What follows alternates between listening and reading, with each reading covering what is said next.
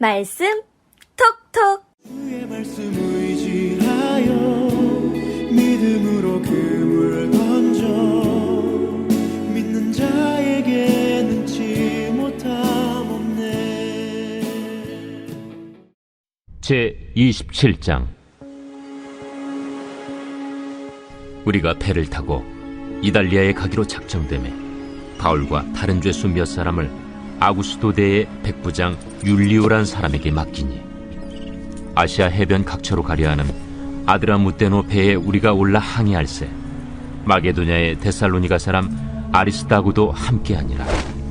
이튿날 시돈에 되니 율리오가 바울을 친절히 대하여 친구들에게 가서 대접받기를 허락하더니, 또 거기서 우리가 떠나가다가 맞바람을 피하여 급으로 해안을 의지하고 항해하여 길리기아와 밤빌리아 바다를 건너 루기아의 무라시에 이르러 거기서 백부장이 이달리아로 가려 하는 알렉산드리아 배를 만나 우리를 오르게 하니, 배가 더디가 여러 날 만에 간신히 니도 맞은편에 이르러 풍세가 더 허락하지 아니하므로 살몬의 앞을 지나 그레데 해안을 바람막이로 항해하여 간신히 그 연안을 지나 미항이라는 곳에 이르니 라세아시에서 가깝더라. 여러 날이 걸려 금식하는 절기가 이미 지났으므로 항해하기가 위태한지라 바울이 그들을 권하여 말하되, 여러분이여, 내가 보니 이번 항해가 하물과 배만 아니라 우리 생명에도 타격과 많은 손해를 끼치리라. 백부장이 선장과 선주의 말을 바울의 말보다 더 믿더라. 그 항구가 겨울을 지내기에 불편하므로 거기서 떠나 아무쪼록 베닉스에 가서 겨울을 지내자 하는 자가 더 많으니, 베닉스는 그레데 항구라. 한쪽은 서남을, 한쪽은 서북을 향하였더라. 남풍이 순하게 불매 그들이 뜻을 이룬 줄 알고 닻을 감아 그레데 해변을 끼고 항해하더니, 얼마 안 되어 섬 가운데로부터 유라굴로라는 광풍이 크게 일어나니 배가 밀려 바람을 맞추어 갈 수 없어 가는 대로 두고 쫓겨가다가 가우다라는 작은 섬 아래로 지나 간신히 거루를 잡아 끌어올리고 줄을 가지고 선체를 둘러감고 수르디스에 걸릴까 두려워하여 연장을 내리고 그냥 쫓겨가더니, 우리가 풍랑으로 심히 애쓰다 이튿날 사공들이 짐을 바다에 풀어버리고 사흘째 되는 날에 배의 기구를 그들의 손으로 내버리니라. 여러 날 동안 해도 별도 보이지 아니하고 큰 풍랑이 그대로 있음에 구원의 여망마저 없어졌더라. 여러 사람이 오래 먹지 못하였음에 바울이 가운데 서서 말하되, 여러분이여, 내 말을 듣고 그레데에서 떠나지 아니하여 이 타격과 손상을 면하였더라면 좋을 뻔하였느니라.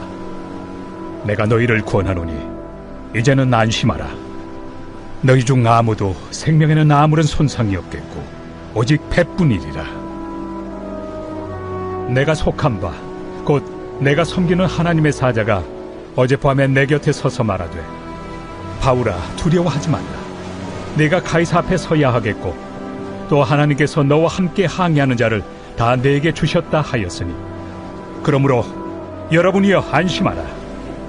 나는 내게 말씀하신 그대로 되리라고 하나님을 믿노라. 그런즉 우리가 반드시 한 섬에 걸리리라. 14일째 되는 날 밤에 우리가 아드리아 바다에서 이리저리 쫓겨가다가 자정쯤 되어 사공들이 어느 육지에 가까워지는 줄로 짐작하고 물을 재어보니 20길이 되고 조금 가다가 다시 재니 15길이라. 암초에 걸릴까 하여 고물로 단 넷을 내리고 날이 새기를 고대하니라. 사공들이 도망하고자 하여 이물에서 닻을 내리는 채하고 거룻배를 바다에 내려놓거늘 바울이 백부장과 군인들에게 이르되, 이 사람들이 배에 있지 아니하면 너희가 구원을 얻지 못하리라. 이에 군인들이 거룻줄을 끊어 떼어버리니라. 날이 새어가매 바울이 여러 사람에게 음식 먹기를 권하여 이르되, 너희가 기다리고 기다리며 먹지 못하고 줄인 지가 오늘까지 14일인즉 음식 먹기를 권하노니 이것이 너희의 구원을 위하는 것이요 너희 중 머리카락 하나도 잃을 자가 없으리라. 떡을 가져다가 모든 사람 앞에서 하나님께 축사하고 떼어 먹기를 시작하며 그들도 다 안심하고 받아먹으니 배에 있는 우리의 수는 전부 276명이더라.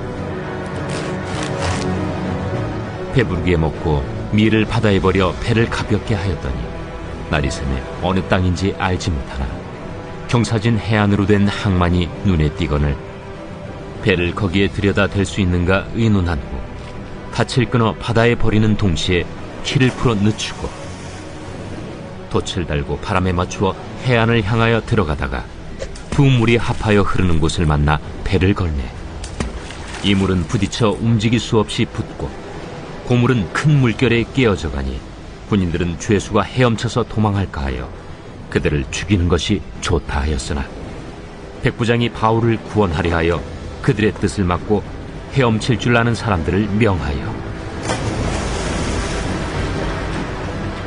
물에 뛰어내려 먼저 육지에 나가게 하고 그 남은 사람들은 널조각 혹은 배 물건에 의지하여 나가게 하니 마침내 사람들이 다 상륙하여 구조되니라. 샬롬, 여러분 반갑습니다. 오늘 하루 좋은 하루 우리들에게 열렸습니다. 오늘 하루도 복된 하루 되시길 바라고 즐겁고 행복한 날 되셨으면 좋겠습니다. 손바닥도 이 마주쳐야 소리가 난다 그러잖아요. 이렇게 마주쳐야 소리가 나는데 한쪽만 아무리 이렇게 흔들어도 손바닥이 소리가 안 나죠. 마주쳐야 돼요. 하나님과 사람도 마찬가지이죠. 하나님께서는 사람을 창조하셨지만 사람을 꼭두각시 같은 존재로 만드신 게 아니라 하나님과 협력하는 존재로 만드셨죠. 그래서 하나님 너무 사람을 사랑하셔서 사람과 합작하기를 좋아하시는데 그래서 세상을 사람의 손에 맡겨서 아름답게 가꾸어라 그렇게 명령하신 것도 하나님의 마음이 잘 드러나는 그런 부분입니다. 그러니까 하나님께서 내려주시는 은혜와 사람이 그에 반응하는 열심, 그것이 이렇게 탁 만나게 되면 큰 역사를 이루게 됩니다. 그런데 그 중에 하나라도 없으면 아무 일도 일어나지가 않죠. 오늘 본문에 보면 이 바울의 열심을 한번 볼 수가 있는데 오늘 여러분 그 본문을 들으시면서 혹시 그런 거 느끼셨는지 모르겠어요. 뭘 이렇게 구구절절 자세하게 적어놨을까? 저는 이 본문을 읽는데 그런 생각이 들더라고요. 예를 들어서 어디를 가는데 풍랑이 있다. 이게 한마디면 되는데 풍랑을 만났다. 이 한마디면 되는데 어디를 끼고 바람에 의지해서 가는데 유라굴로 광풍을 만나고 배가 밀려가는데 그 밀려가는데 배를 바람에 맞추지를 못하고 그냥 쫓아가는데 안 돼서 줄을 선체에다가 둘러 감고 스르디스에 걸릴까 해서 연장을 내리고 짐을 바다에 버리고 별도 안 보이고 막 이런 내용들을 구구절절히 굉장히 적어놨어요.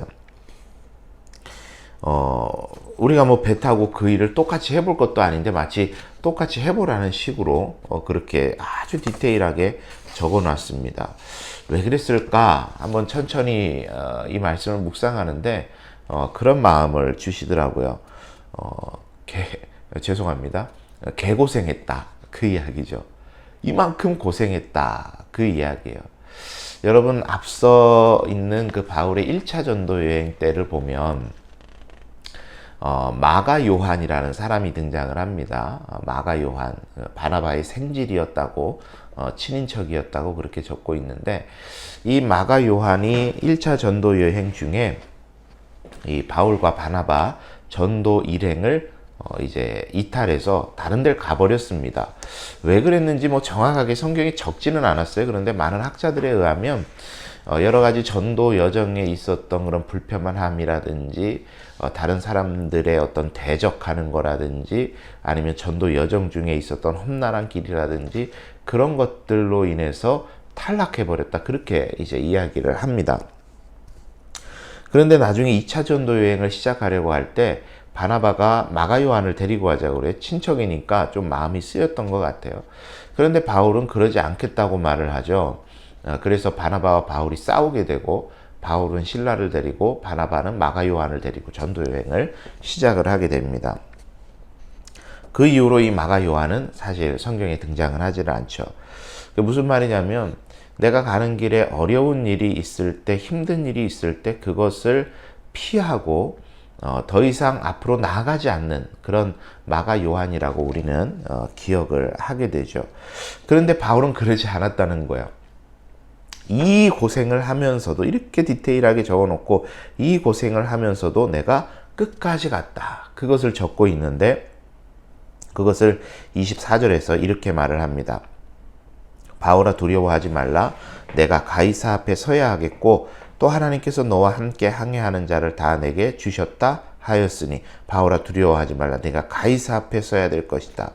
그러니까 바울의 인생의 표대는 가이사 앞에 서는 것으로 딱 꽂혀 있었던 겁니다.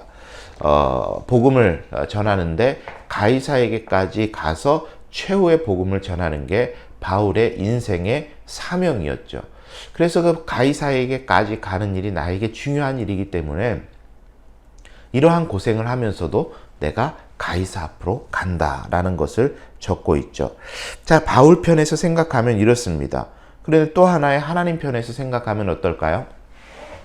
복음 전하는 복음 전도자가 가는 길을 하나님께서는 지키신다라는 거예요. 그래서 오늘 본문에서 쭉 이야기되는 것이 이런저런 풍랑을 만나고 어려움을 당하고 역경을 당했지만 하나님께서 끝까지 그들을 붙잡으시고 놓지 않으시고 바울 때문에 복음 전도자 때문에 주변에 있는 사람들을 살리시면서 그 일을 이루어 가셨다라는 이야기죠. 그러니까 이 두 가지가 콜라보레이션이 되니까 이 두 가지가 딱 만나니까 하나님의 위대한 일이 쓰여지는 거죠. 이 중에 하나만 있었다면 어떨까요? 아무리 하나님께서 풍랑을 안전하게 하시고 풍랑에서 배를 지키시고 보호하셔도 거기까지 가겠다는 바울의 열심. 저는 배멀미를 굉장히 심하게 하거든요. 이 장면을 디테일한 장면들을 보면서요. 뭐 다른 것도 다 고생이었겠지만 저는 그런 생각이 드는 거예요. 멀미가 얼마나 심했을까. 그런데 그 고생을 마다 않고 가는 바울의 열심이 만난 거죠. 만약에 바울은 열심히 있는데 하나님께서 그의 삶을 인정하지 않으시면 또 역사는 이루어질 수가 없는 겁니다. 이 두 가지, 하나님의 은혜와 하나님의 일과 그 일에 대한 사람의 열심, 이것이 만나니까 불꽃이 일어나고 하나님의 위대한 역사가 쓰여졌던 것이죠.